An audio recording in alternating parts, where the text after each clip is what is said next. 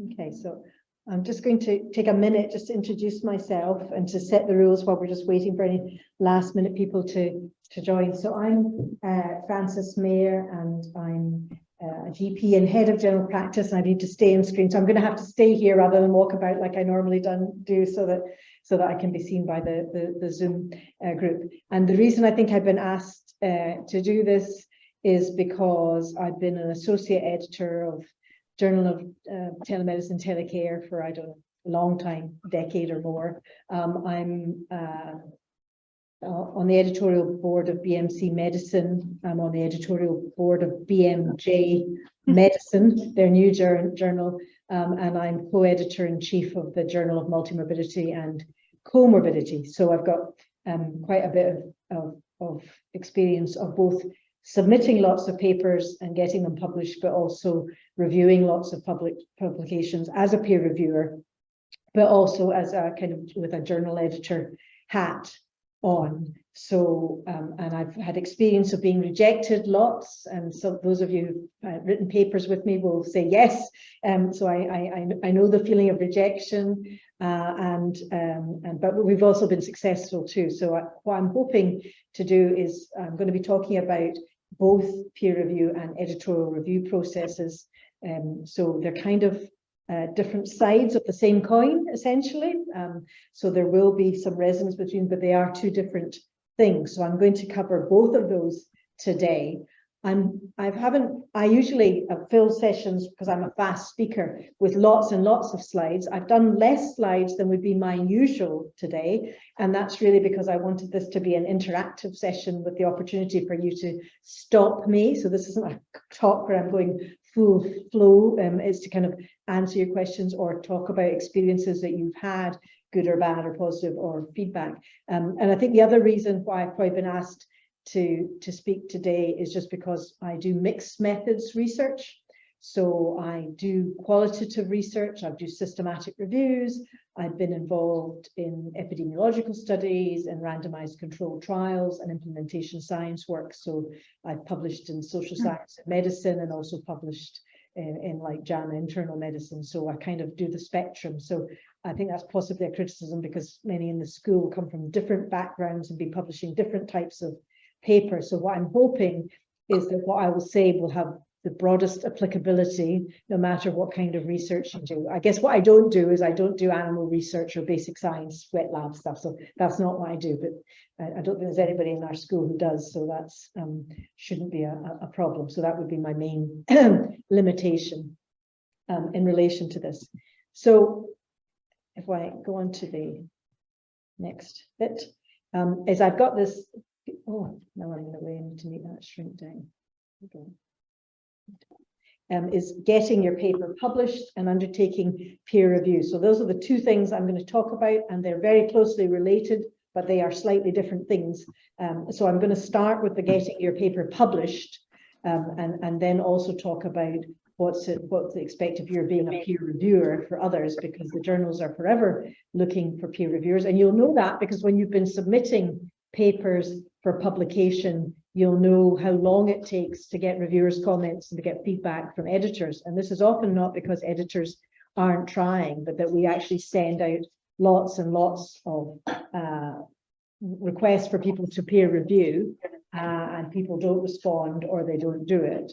And I'm probably as guilty as many, because every day I'll get requests for peer review, and I clearly can't do it if I'm going to do a good job, because when I do peer review, I take it very seriously and make sure I do what I think is a good review that's helpful. So I think it's important for you, even if you came today because you're interested in publishing, that you listen and think about peer review and you participate in peer review, and then also think about the reflections of what your learning is from peer review, because actually you learn a lot from peer reviewing to help inform your other papers, from getting to see what other peer reviewers are saying, but also just to see the kind of things that are published or submitted.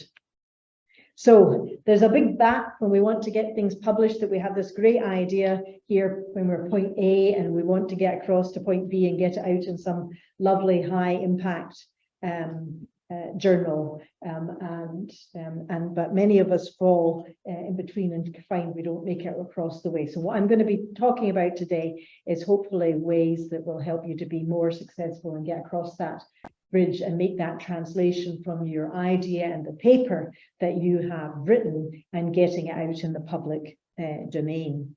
And then there's the thing about choosing your journal. So in the research exercise framework, which some of you will know about, but others may not, it's the way in the past that universities have been judged. There's a great interest in the way we make our money. And papers are judged as 1, 2, 3, or 4 star. 4 star being the best, the things that are supposed to be of global importance. We've often thought about impact and the fact that you want to go for high impact journals. But in fact, the ref panels tell us that it's actually the quality of the paper that matters, not the journal you publish in. And the same thing goes for grant bodies like the MRC. When we're reviewing people's fellowship applications and things like that, if I were to say, well, this fellow looks really good, you know, he's published 2 things in the Lancet and this one's less good, they've published, I don't know, something in BMC journal what, then you know, I would get held up and slapped on the wrist for doing that, because we're supposed to be applying the Doro principles that say it's the quality of the paper, not the impact factor of the journal that matters. And having said that, clearly there are things that get published in high impact journals that shouldn't, for all sorts of reasons. Probably the best example of that is way back the MMR vaccine fiasco, where somebody had a high impact paper get published, but also that there's very good papers that end up in less prestigious journals in terms of their impact factor. However, we do encourage people to try and look at what are considered as the top journals to aim for first. And one of the reasons we do that is because if you've got an important piece of work and it's original, it's novel, and it's got important messages, there's no doubt that it may have greater influence, and you can argue whether that should be the case or not, if it's in one of the very well-known journals like Lancet and things like that. So we always say aim high and where you're going. But I think the other thing that matters is you need to be realistic, and you need to make sure that whatever you're submitting your paper for your journal, it needs to align, your paper needs to align with the content published in that journal and the aims of that journal. So it's worthwhile thinking what it is your paper is about and what you think the key messages are and the methods that you are using, and seeing what does that journal say that their aims and objectives are, and what do they say that they'll accept in terms of what kind of methods, and then to look at what they say, but then look at what they've actually published. So to look in the last year, because sometimes journals can change a bit what they publish. The BMJ used to publish lots of qualitative stuff and then went right off it, for instance. So it's good to look, like in the preceding 12 months, what kind of papers have they actually published, and would yours kind of fit the bill and look like it would fit in there seamlessly, or would it look like it stands out in terms of just not being the kind of methods paper that they take. For instance, the British Medical Journal, if I'll use it as an example, is very interested in trials, and it would do big data projects. It's not interested these days. They say they are, but I think very hard to get qualitative papers in there. And that's just worth knowing that now at the outset. And then equally to think about who they're aiming at too. Are they aiming at a generalist audience, or is it a specialist audience when you're looking at a journal, and depending what you're doing. So I'm co-editor of Journal of Multimorbidity and Comorbidity, and we will take things that fall in that remit. But still people send us things that are not about multimorbidity or comorbidity, and then they get rejected outright. So, you know, it's making sure, it may seem obvious, but actually I think one of the common things is that people not looking at the journal, making sure that it's suitable. I'll ask a question. Just in that point that you were making about whether it's a high impact journal or whether it's a good quality paper, who decides whether it's a good quality paper? I mean, how is that process?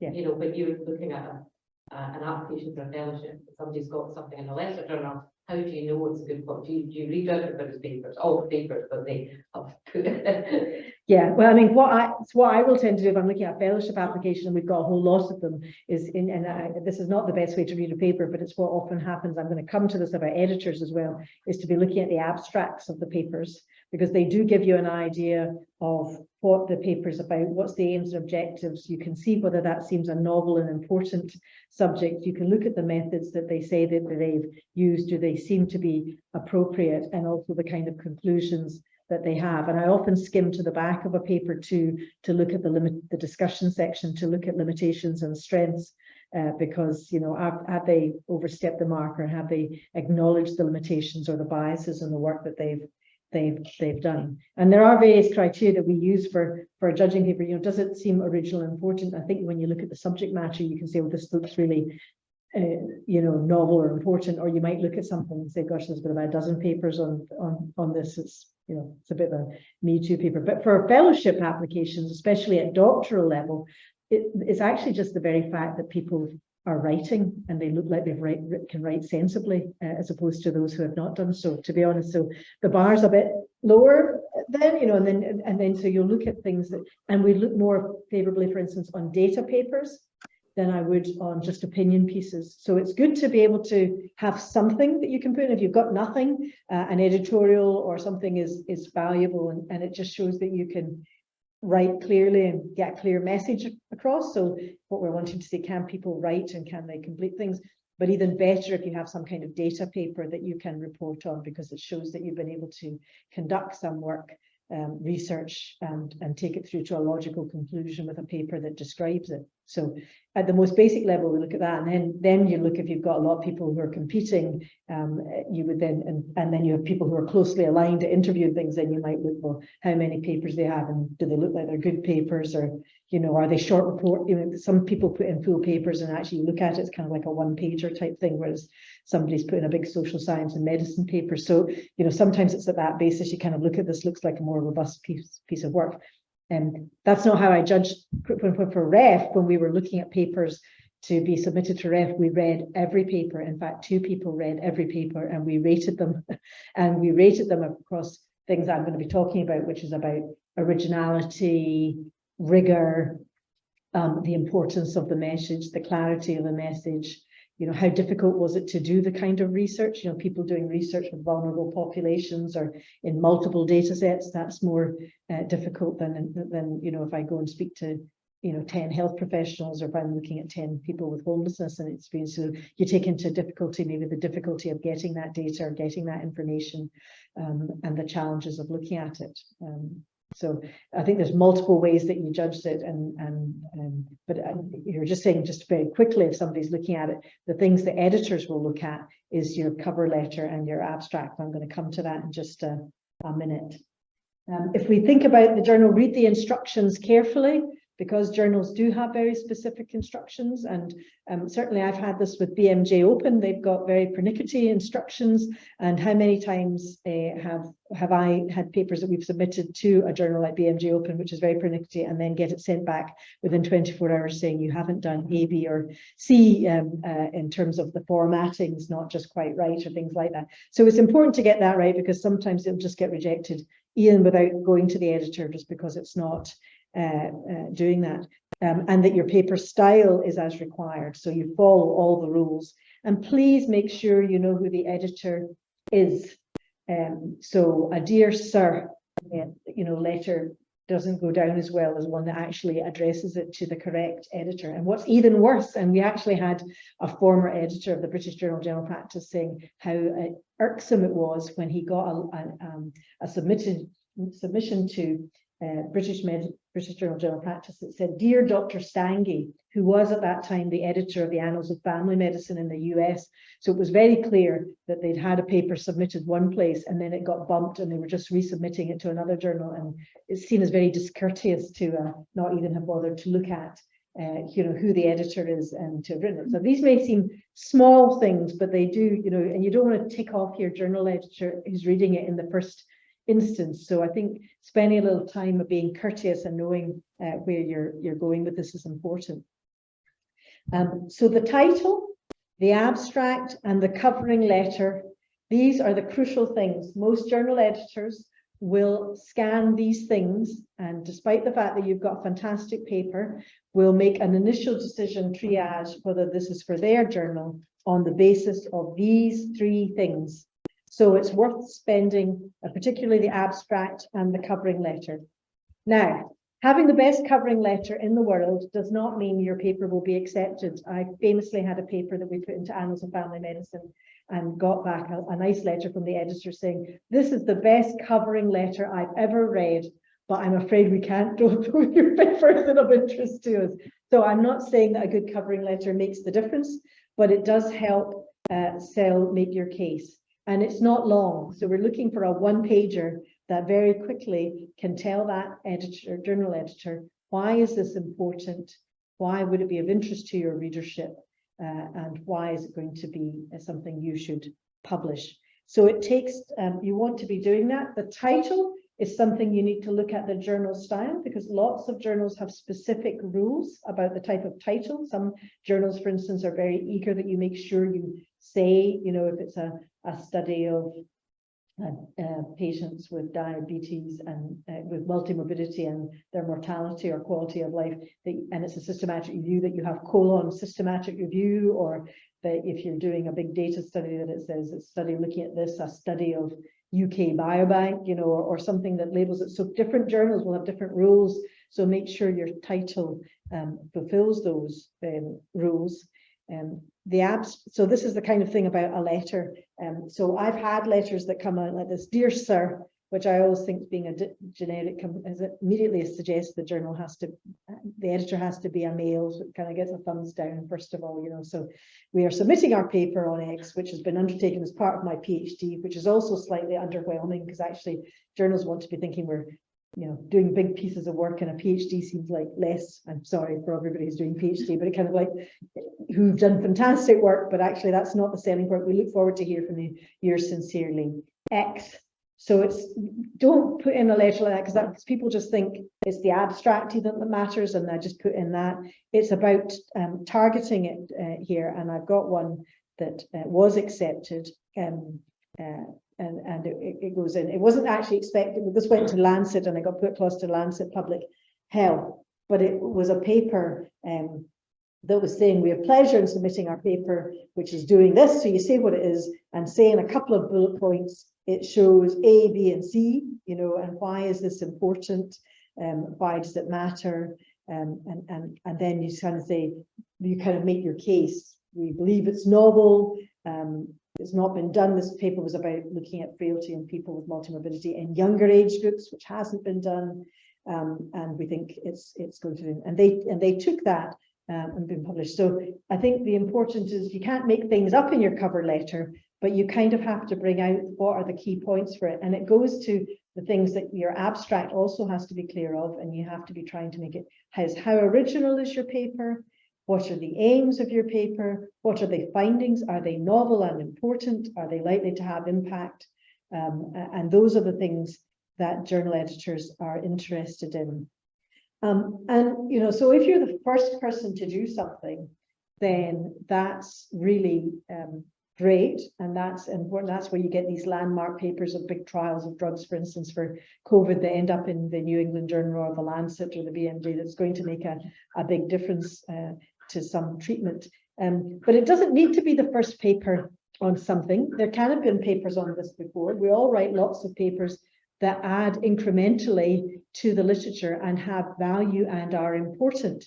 But if that's the case, if it's not the first paper to describe something, then you have to be clear about what's new or original or important and why is it important to do it. What you don't want to do, as some people do, is ignore the fact or try and act like the other papers in this area don't exist, because that's just annoying to editors, especially if they look at it and say, well, I've seen 3 papers like this, you know, and they're not acknowledging it, because it makes you think, the editor right away thinks they don't know the literature and they haven't bothered to look at it.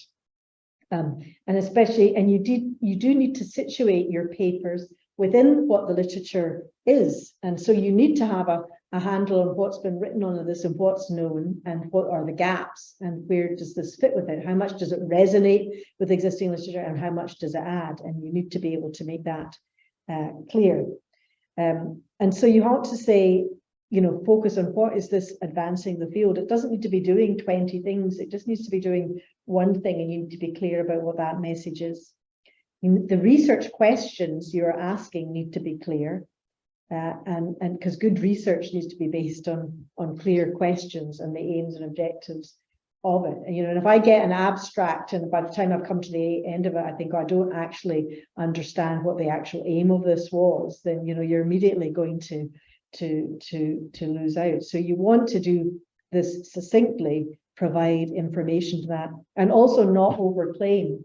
You know, if there's trends to something being significant, say, you know, this shows that X should happen, you think that's a bit of a tenuous, you know, so don't overclaim. I think that's a big turn off as well. Or if you see something that's statistically different, but you know, it's such a small difference, it's marginal, it's probably not going to be clinically important or be practically important, then, you know, I think it's, be honest, you know, so don't be kind of claiming this is like the most important thing, or this is demands this kind of change when the data clearly don't support that, because that's not going to be very convincing for an editor, nor is it going to give them confidence in the robustness of your science and your work and your methods.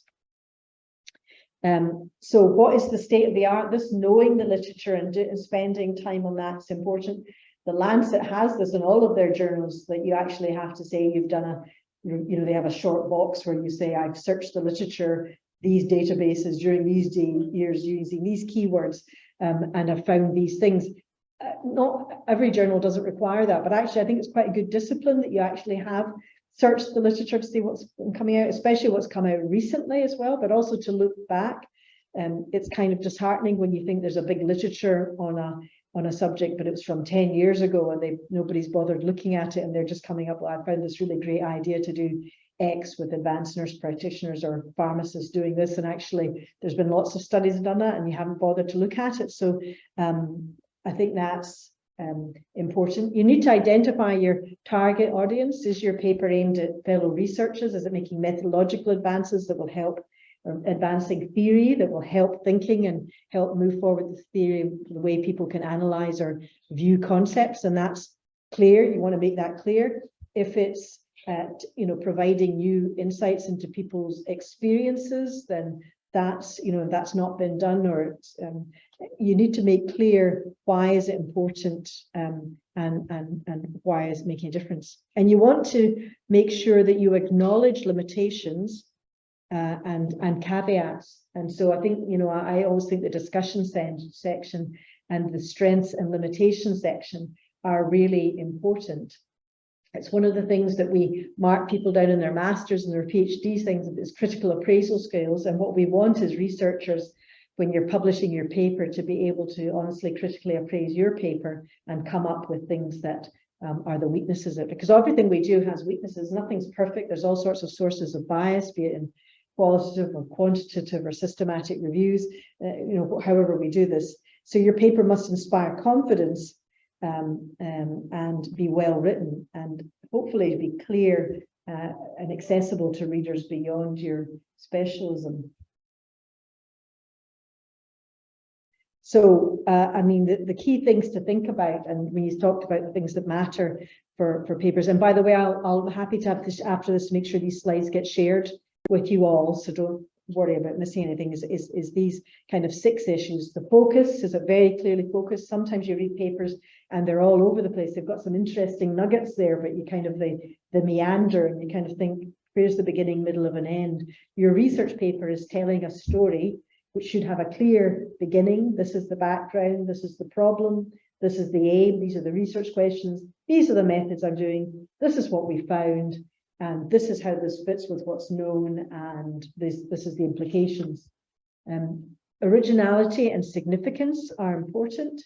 Rigor, you know, even a small study, if it's conducted well, can be valuable and be publishable, but you need to show that you've had a rigorous approach to the qualitative methods you've used, or the epidemiological methods you've used, or your stats, or your trial methods that you've used, whatever your approach is, that you've actually been rigorous in the way you've done it. And it's worth thinking about that. If you're doing a systematic review, there are guidelines and checklists for that. If you're doing a cohort study report, there's like STROBE guidelines. So there's PRISMA for systematic reviews, and there's PRISMA for systematic reviews, STROBE for cohort studies, and then there's other ones, the quality appraisal tools that people use to judge randomized controlled trials and other studies. So it's worth you looking, especially if you're new to writing or even just as checking, is to look at these checklists for the method you're using, even qualitative checklists as well. There are lots of people who will debate how good various checklists are, and there are pros and cons to them, but lots of journal editors and lots of peer reviewers will use them to judge your work. Certain journals require you to put in a checklist for whatever that's appropriate to your methods. So many journals will do it. And it's a good check just to have you considered things. So if you go through the checklist, does your paper address all of these issues? And if not, why not? Will help keep you on the straight and narrow in terms of rigor, I think, in the first instance. Style, I mean, your papers are supposed to be very clearly written. And they need to be in a kind of formal style. And then what is the reach of your work? Where, what's its implications and its area of interest and its substance and depth. So thinking about those, just as shown here, focus. Does the research, does it highlight a clear and specified question? What big question is it answering? What is its aim? What's the overarching objective of this piece of work? The significance is about putting in its context. What's state of the art? How is this research advanced the field, if at all? What does it add? It could be that there's lots of work done, for instance, on experiences of people living with heart failure, but that's all been done in high income countries, so that you go to a low and middle income country and you do that and you see the difference there. And that's an important addition, because we haven't had insights from lower middle income countries on something. It could be that you do work that looks at treatment burden or the work of self-management in people with chronic illness, but it's been generally done in older populations with chronic illnesses like heart disease and lung disease, and then you go and do something that's with people experiencing homelessness, where that's never been explored. So the concepts might not be completely new, but the population you're doing it with or the context might be different, which means that it actually adds something that's valuable. The insights are doing it with different ethnic groups. Maybe some work's been done, but it's been done for predominantly Caucasian populations in country X, and having a more diverse and different ethnicities could provide different insights or different findings. So there's all sorts of reasons why something doesn't need to be the first to be really important or valuable. There may be other things that make it significant. Then you need to make sure that you write the output well, that it's logically structured, and that it's very clear. And again, it's worth getting multiple people to be reading a paper, even if it's just a two-authored paper, to get others in your research group or others to read it and see, does it make sense to people who are not deeply embedded in the work? Because sometimes you can be so close to things that you think things are obvious. You write about a data set without adequately describing it because you think everybody knows about it, or you don't think about the sources of bias in relation to it, or you don't describe what you're doing clearly enough, or the context clearly enough. Remember, you're going to be publishing in journals that are aimed at national or international audience. So when you talk about what goes on locally in Glasgow, it might not make any sense to anybody. It doesn't mean you can't say that the study's in Glasgow, but you kind of have to say it's, we're doing this study was undertaken in Drumchapel, a very deprived area, socioeconomically deprived area in Glasgow, which is one of the largest cities in Scotland, or is one of the health board, serving the health board, largest health board in Scotland, or we did it in place X. You need to provide some background information, because otherwise the reader from Japan who reads it has no idea. Same way as if we had it something from some suburb in Chicago, we might not know what the significance was, if it was meant to be in a socioeconomically deprived one or an affluent one or predominantly Hispanic population. I mean, unless you provide that context, people outside the local area won't know about it and won't be clear. You need to use well-explained methods, and you need to make sure that you implement those methods rigorously. And good research should be replicable, reproducible, and transparent. So those are slightly different things. They're not actually identical. So it should be something that can be replicated, so that if you've given sufficient information that people know what you were doing, the questions that were being asked, the population that were reached, that you could do the same kind of thing in a different context, because people might want to replicate your work in a different country. Could they do that? It needs to be reproducible. That then takes you to a higher level. We might describe, for instance, that we used this data set and we did, Cox proportional models, or we did some other kind of survival analysis. But the only way it'd be reproducible if you actually attach with that the code for your analysis, that people can do it, or if you were doing qualitative work, that if you had coding frameworks, that you provide information about that. So you need to provide enough information to be reproducible. And transparency, again, this is about open research. We're now being encouraged for all our research to be accessible by others, so that people actually could try it out. And it's useful doing this, because sometimes by having these kind of methods, when people read your papers, they can actually pick up if there's a mistake and let you know, so it can be corrected. So there actually is some value to going that extra mile. And think about the reach of your paper. Who's going to benefit from it? What populations are going to gain from your findings or insight potentially? And as I say, the idea of being able to clearly define the new and important knowledge is really where we're wanting to go. So take the time to write your paper well. Think of your audience. Find the right hook. So the most obvious story might not be the most compelling. So for instance, we could be doing work, we're doing work just now, which is looking at pharmacist intervention with people with chronic obstructive pulmonary disease and multimorbidity. And we're doing the process evaluation, which is looking about, can this go for a full trial? If it meets various parameters, would it be implementable? How are the trial procedures going? So we've been able to look at that, and it's quite interesting. But the thing I think that's been more interesting is our hook for this paper is going to be the fact that we're actually looking at people who participated in the trial from more deprived, socioeconomically deprived backgrounds and more affluent backgrounds, to see how they differ in their views of the trials and the benefits and disbenefits and barriers of facilitators, to see if there's a difference. So while in many respects our process evaluation will be another process evaluation that addresses many of the things that we see, which are still important for different trials and needed for different contexts, I hope the thing that will make it novel is our looking at socioeconomic status and the difference that makes to the trial. So it's sometimes worthwhile thinking about whether there's something that's really interesting that makes it a little bit different, or adds a slight curveball to it that makes it would make sense. Oh, that's a bit different. I've not seen one that does it that way.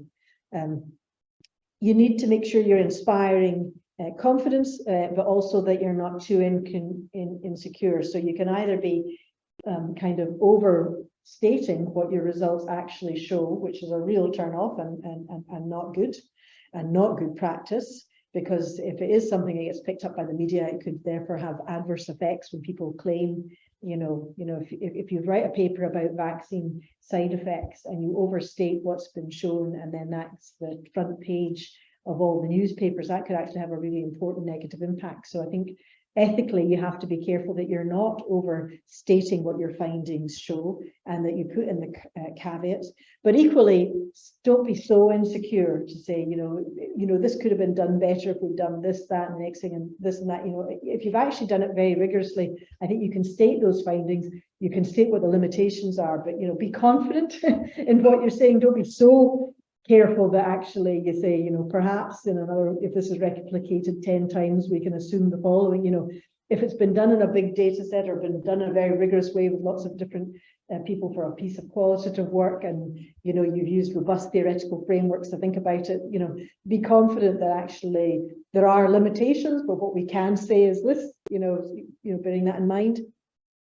And then, as I say, this idea of asking critical friends and people who are more experienced thing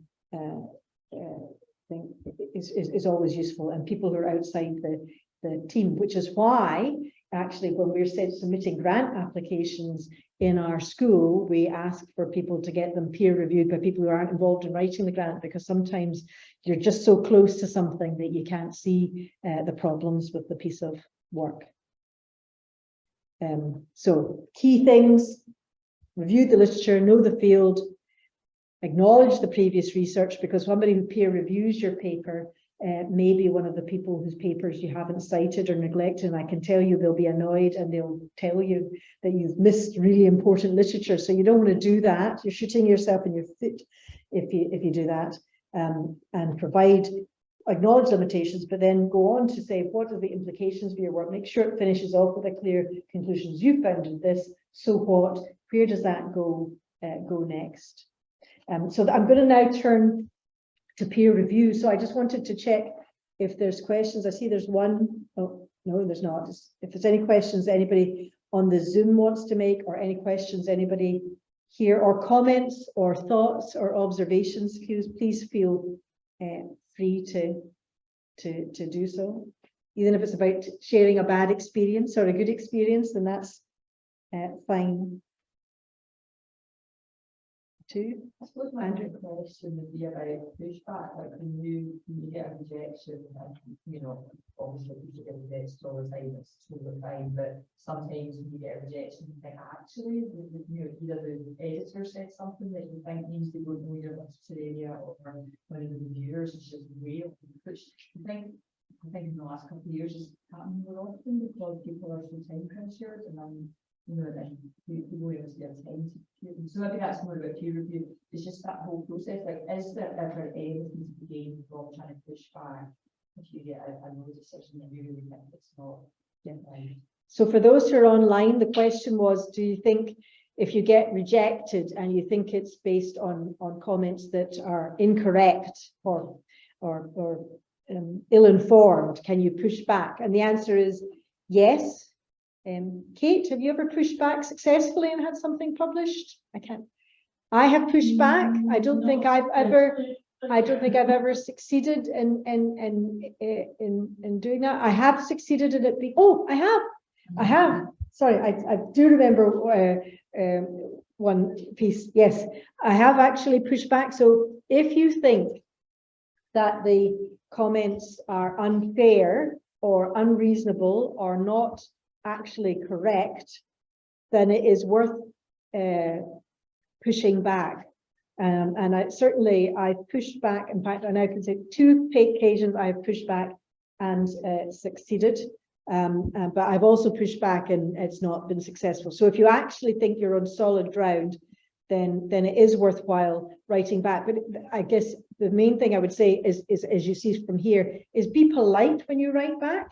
And be very kind of like, well, I appreciate this has been looked at, but and be factual. So there's no emotion with your pushback. I have a question on the selection of the journal, which one so better. And I think it's quite a hot topic, particularly when speaking with PhD students who might struggle to get this in home. So how do you consider? So do you look at the reputation of the publisher? For instance, there are some that I don't want to name, but they may look a bit, I don't know, not the right target, yes. And particularly this might then, whether this might disrupt your reputation as person has published that paper in those journals, how this would be seen if you go for an interview, if you go for a panel for a fellowship, or So this is a question about choosing journals and whether there are ones, for instance, that we shouldn't be publishing in. And certainly there are a lot of predatory journals out there that, I mean, I get invitations every day, dear Professor Mair, we saw your paper such and such. Do you want to publish in our journal? I have to say I delete them all just on the site. So I would actually avoid any predatory journals, because I think that doesn't do you any reputational good. But I kind of think in your area, most of us in our area, and if you're a newbie as a PhD student, it's worth talking to your peers in that area can tell you. So I know kind of family medicine journals, general medical journals that are good, and I know the kind of hierarchy through them. And when I'm looking at specialty journals, I often go to some of my so some of the things, like I might have a paper that's about, I don't know, diabetes and multimorbidity. If I was having trouble getting into a more general journal, I might speak to one of my colleagues who does more diabetes research and ask them, which journals would you recommend? So I do think personal recommendations and what people's knowledge, we are lucky, work at Glasgow University, there's a broad range of research. People will all be very happy to give advice, especially something that's quite straightforward, because if it's a simple question for somebody in their area, which journals would you recommend and which ones, or would you think this is a good journal to publish in or not? But I mean, I think most of them, I wouldn't publish in predatory ones that send out. I think it's just kind of word of mouth, what we kind of know in your area as being a reasonable journal. I think it's hard. I don't think there's a list that tells you, but I think it's the ones that that you yourself would read and look at it and look it up, or if you saw a journal, something in a journal, you kind of think, oh, I don't know that journal, that looks a bit suspicious. And when you look at the things that are in these suspicious journals, they usually look pretty ropey, the papers they're published in. So I think I would definitely steer clear of that. So yeah, it is a hard decision, and you have to be realistic. If you've got a small study in an area that's going to have a bit of a narrow influence, then there's no point in sending that to the British Medical Journal, because I tell you now, it's not going to get there. But it still might be worth publishing, and especially if you've done the work, it shows that you've completed and can write, and for a PhD student or for a master's student, then that's actually that's an advance and a good thing to do. And I think it's just looking, realistically at those journals which aren't like the first tier, or maybe the second tier, maybe third tier journals that you think, well, actually, but they're still good journals, because there's lots of good journals that actually are worth reading and are quite rigorous in what they do, but they don't have a high impact factor. So I wouldn't let that drive me, or they might not have any impact factor at all, but they're striving to get there. I think those that look like they're from they're bona fide type ones and affiliate with academic institutions and things would do. And then you could always turn to the library for advice too. See if they've actually got any comments as well. And I'm just checking, I don't think there's any questions on the chat. But yeah, so the other thing that I should have said for finishing this, apart from pushing back, which can actually succeed, so if you think it's factually wrong, then the second thing to say is, if you get reviews that need lots of changes, that can be quite trying. I think, Peter, here, you've probably got the record for the longest review rebuttal, which I think was about 66 pages or something. Yeah, like that, just something like that. So the thing is, when you get comments back from editors, is to make sure that you just go through them. I like tables, here's comment 1, and this is the response, comment 2, and this is the response, to make it absolutely clear. And I also put the responses or changes in the paper in the box so they can see it, as well as having it in the actual paper, because it makes it easier for the reviewer to see exactly what you've done. So the main thing when you're responding to reviewers' comments they publish is to do that. And if you've got lots of things, it's worth just taking it seriously and giving your absolute best shot, because even with major revisions, it may very likely to still, the editor's interested in it, put in that effort, but it will take an effort.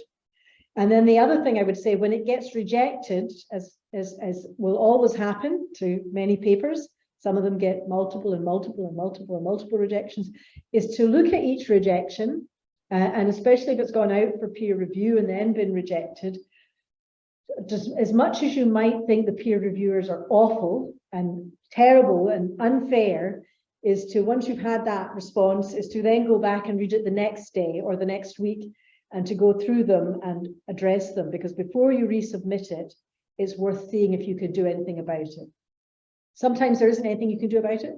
If they say that this data set, the cohort that you've used is rubbish and you shouldn't have used it, well, you can't do anything about that. You're going to have to. But maybe if they've said it's rubbish for a reason, or there's a problem with it, then what you can do is make sure you acknowledge that as a limitation in your revised version. So please don't just be angry with the responses you get. It's naturally to feel hurt and upset when we get rejected, but do take the time to reflect and say what they've said. And actually, I would say most papers that I've reviewed have been made better by reviewers' comments, even though some of them have been irksome. So it's worth looking at what they're saying, and actually lots of reviewers have made our papers really substantially better, but it is always difficult to take that view when you first get that letter after you've sweated buckets. How we could find out about predators? Well, actually, one of the things I often do about predators journals is actually just Google it, because actually, if you look at journal, is this a predator journal? There's usually a whole list of people, oh yes, I got chased by this and they did such and such, and then they were trying to charge me so much money and it's a scam. So actually, you usually find this out quite effectively. And David has actually put a list on the chat. David, if you could maybe copy that down somewhere so that those who are here in the room, it can maybe go with the slide set. I can maybe add it to a last slide or something so you can all see it. I wasn't really, I guess I just can Google them, and usually whenever I thought it's been a predatory journal and I've Googled it, there's always been a whole lot written about it. So usually my instincts have been right in that regard. I'll just go back down here. So peer review. This is the other side of the table, and you'll all be peer reviewers, and some of you might take the view, especially if you've just been knocked back repeatedly, this is my chance for revenge about some poor unassuming person. But you should not be taking that viewpoint. I think you should, I always take it when I'm peer reviewing, imagine if this was me and I'm writing to myself. So be polite, be clear, be constructive, be consistent. Sometimes people say this, that, and the next thing, or sometimes people, I actually had a trouble of somebody I've had to overrule in our journal who said that a peer reviewer sent me a review that said this was an excellent paper, well done, methods completely robust, and then they put down their comment was reject. And I thought, why have they put reject? They said, oh, not sufficiently novel for your journal. Well, actually, I'm co-editor-in-chief of the Journal of Multimorbidity, and I have to be honest, people, it's not the BMJ and it's not the Lancet, so it's not the highest impact. So long as it's good research and it's well conducted and it seems to have an important message, we would publish it. So number one, that's not the peer reviewer's job to kind of necessarily decide what the editor should do. The peer reviewer's job is to talk about the originality of it, the methods, the rigor, how well strengths and limitations are done, the discussion, do they overpromise, and all of this kind of thing. So please be consistent. And I've had people say that this is a terrible paper and then say publish it, or people say it's a wonderful paper and then say reject for other reasons as well. So, you should be consistent as a peer reviewer, because it actually makes the editor's job very difficult when you get something that says it doesn't look too bad and then it says reject, and because then I have to get double the number of other reviewers to countermand that if I think it's completely off the wall. So it doesn't do your reputation any good. Actually, it does your reputation a lot good if you do peer reviews for journals and they're actually good quality, because the editor might remember when you submit, they do, he or she does really good reviews. That's very good things. And don't make unreasonable demands. It may be that additional analysis are requested or things like that, but don't be unreasonable, and somebody's done this and they've probably moved off to do something else.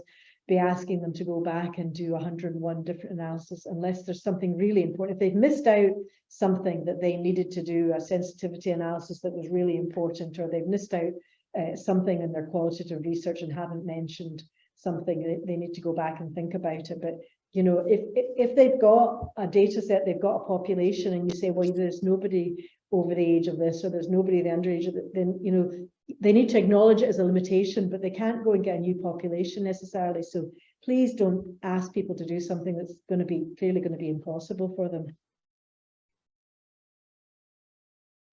So the question the editor wants to know from you as a peer review, is it a thumbs up or is it a thumbs down? That's essentially what they want to know. And they want to know what's good about the paper and what improvements could be made as well. So a bit like when you're submitting your paper, different journals have different criteria for what makes a paper publishable in their journal. And you should read the journal guidance and follow their peer review guidance, because it's actually different for all the different journals. And they'll ask you, some journals are quite specific and ask you to answer various questions. Other journals don't, they just leave it open. But it's good to make sure that you're clear about what the good points are about the paper and how it can be improved. You should provide a very brief summary of what it is. Usually at the start, this is not a regurgitation of the paper, but 2 sentences that say this paper is about X and Y and says this. And then you want to give the editor an overview of what you thought. And then you'll have to make a recommendation, which is often accept, reject, minor, major recommendations. But what you're recommending needs to fit with what you've said in your commentary. So they need to match up, because otherwise it's quite difficult for the editor if you say it's only minor comments, but then you give a whole list of really major stuff, and or vice versa, say it's a major thing and it's actually just, I picked up these 5 typos. It's kind of like, well, you know, which is it? So you want to be consistent in what you say. I would always start with the major issues that people have to address and then the minor. So the major things that they need to do, you know, if they've missed really important aspects of the literature, then, you know, highlight that to them. If they've missed something, their method, they haven't addressed limitations, which are really important sources of bias, then, you know, they have to address that. But then go on to tell them, well, I picked up these 5 typos as the kind of minor issues at the end, or people work. I'd be structured, and I always kind of work myself away from, usually from the abstract right through the introduction, methods, results, conclusion, and present it in that way. But it's also important to say, is the subject important? Does it seem worth investigated? And are the most important previous studies cited as far as you know? And this is why I actually only accept things for review when I actually know the literature, because I'm not going to give such a good peer review if I don't know the subject area at all. Is it information new? Is the research design appropriate? Are the methods described specific enough to be evaluated, and are they rigorous? Again, the things I talked about, a good paper, do they have appropriate information on strengths and limitations? And are the conclusions supported by the data? Are they over egging it? And then you have to give an overall assessment. So the main thing is, I work on the basis when I do a peer review that I am when they ask, am I happy for my name to be made visible, I actually always say yes. And I actually do every peer review in the basis that I expect the authors will find out who I am. So don't ever write things that are rude or unpleasant. First of all, it's not nice, it's not kind, and it's not constructive. It's not going to help anybody. But you will see people who write these kinds of things and you think, why? It doesn't impress the editor, and it's certainly not going to help the research area or improve the science or be constructive. Especially if you find out they are. The editor really wants to know what are the strengths and weaknesses of the paper, and they want constructive and useful comments. And as I say, I think you should review it as if people are going to know their name, and sometimes they will. I think it's only, you should be doing it now. You're supposed to be trying to help them to make it a better paper if you think it's something that's publishable. And if it's not, they think it's publishable, then you need to be very clear why it's not and what they would need to do to make a difference. So it's an important job, I think, and it needs a bit of time. And so often there are people who seem to accept the job of doing a peer review and just say, accept, clearly written paper on an important topic. And I kind of like, because that's not really, I don't think that's helped me along my journal. Or equally just reject. I need to know why should be rejected. So essentially, if you're a new reviewer as well, those checklists that I talked for the different methods are worthwhile you looking at them, because it's a good way for you to be, you know, if it's a systematic review, look at the Prisma checklist and you can kind of go through that and say, they've done this, they've done that, or they've not done this, or there's weaknesses in relation to X, or the Strobe checklist or these. And so it can help, especially if you're a new peer reviewer, to keep you on track, that you're picking up on the main thing. So that's another thing that can be helpful to you. And that's really all I had to say about that, but I'm happy to take any questions or chat about people's experiences or queries or anything of that nature.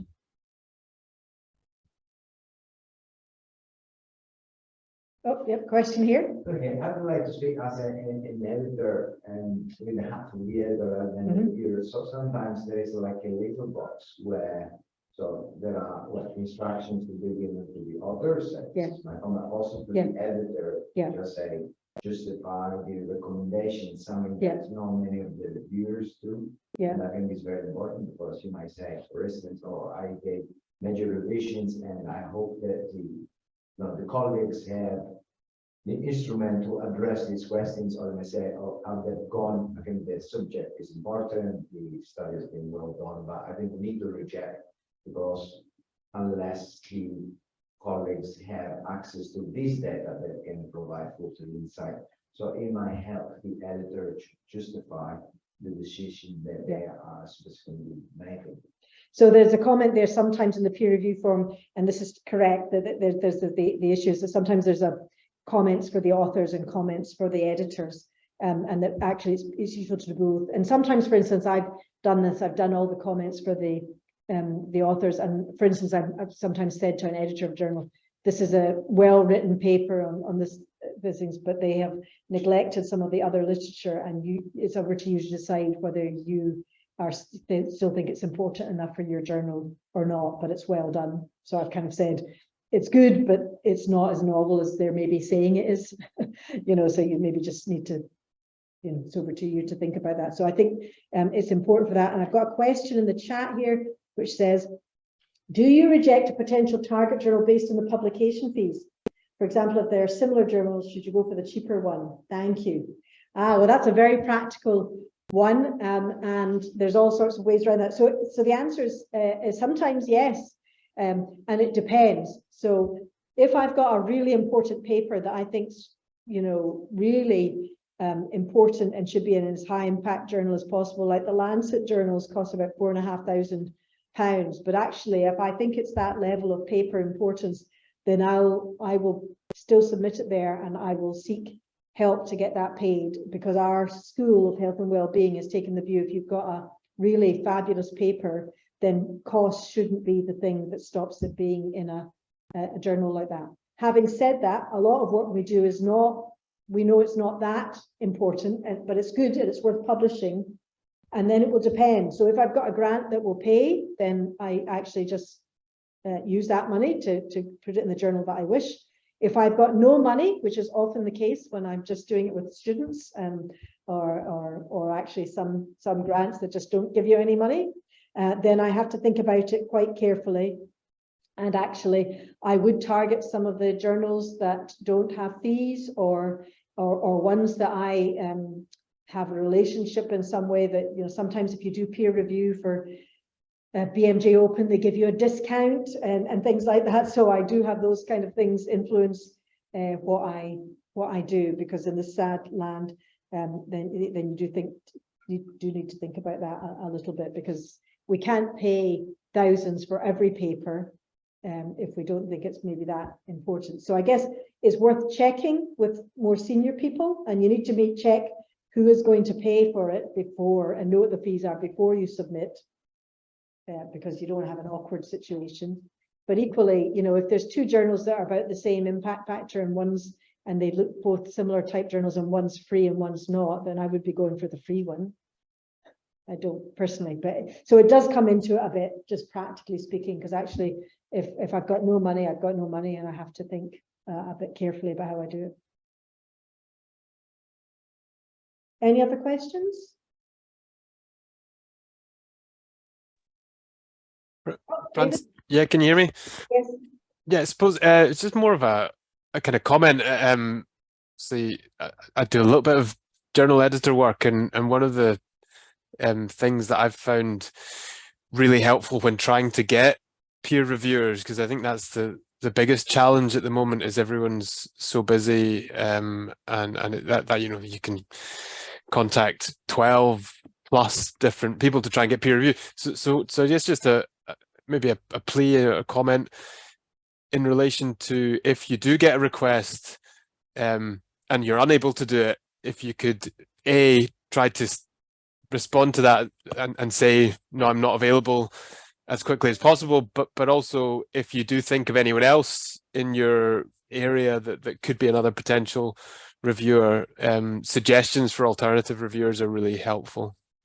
Yes, I would agree. And one other thing, just to say, when you're submitting your paper, it's often good to put a list of potential reviewers in, because sometimes that can help journal editors, but those mustn't be your friends and family, and they mustn't be people at the same institution, and they mustn't be people who you've co-authored or are on grants with, because otherwise that's not ethical, and it will be not viewed well by the journal editors, and they'll ignore it anyway. But if you know of other people in the field who you think actually they might be interested in this and they would actually be able to do that. I have to say, on one occasion, in desperation, I did actually put on Twitter that I had a paper that had been sitting for 12 months with BMJ Open, and it was about this and that. Would anybody be interested in review it? And I actually got a bunch of people who said, who gave me their actual details, who were from various universities. So, but that was it. I wouldn't do that too often, but that was I was kind of desperate by that point, you know. But yes, so it's useful to give editors though a list of, to get them started. I'll always look at a list and see if it looks reasonable, I'll use it. So that helps them as well. So that's a good thing. I think that's probably our time is up, so I better wrap it up. But thank you for coming. It looks like we got a good turnout online, and we've got a good turnout, a reasonable turnout here face to face. So I hope that was useful to you. And the slides, happy to share those with everybody who are present in the room or online, so you can have a look at that. Okay. Thank you, everybody. Great. Thanks, Frances. Bye.